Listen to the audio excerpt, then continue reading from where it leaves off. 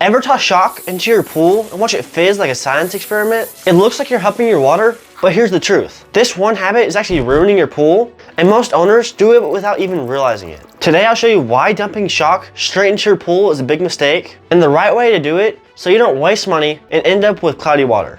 When you dump shock straight into your pool, it looks powerful, but here's what's really happening. The granules sink, they concentrate in one spot, and can bleach vinyl liner or leave rough faded marks on plaster or concrete pools. I've even seen fiberglass pools get dual white spots from this. Quick question for you. Have you ever noticed white or faded spots on the bottom of your pool? Drop it in the comments because I want to know how common this really is. And here's the part most people don't realize. When shock isn't dissolved and spread evenly, it doesn't sanitize your water the way it should.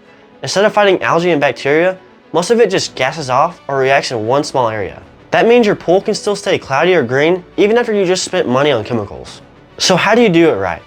Dissolve your shock in a bucket of water first, stir until it's fully dissolved, then pour it evenly around the edges of the pool while your pump is still running.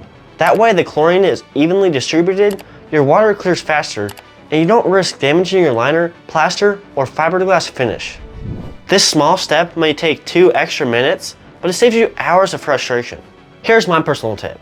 I always keep both liquid chlorine and Cal-Hypo shock on hand. They're not the same thing, and sometimes one works better than the other. Liquid chlorine is fast acting and it mixes almost instantly, so I use it when I need a quick boost like after a big pool party or heavy rain. Cal-Hypo shock, on the other hand, is stronger and lasts longer. I'll use it when the pool is starting to get cloudy or whenever I'm trying to get rid of some algae before it starts taking over. Having both options means I can pick the right tools for the situation. And if you want to stock up smart, I'll link my go-to brands in the description. Pro tip, if you buy your chemicals at a local pool store, buy them in the off-season when prices drop. It's literally saved me hundreds of dollars every year. So let's recap. Don't dump shock straight in. It damages your pool and wastes chlorine. Dissolve it first and pour it evenly with your pump running.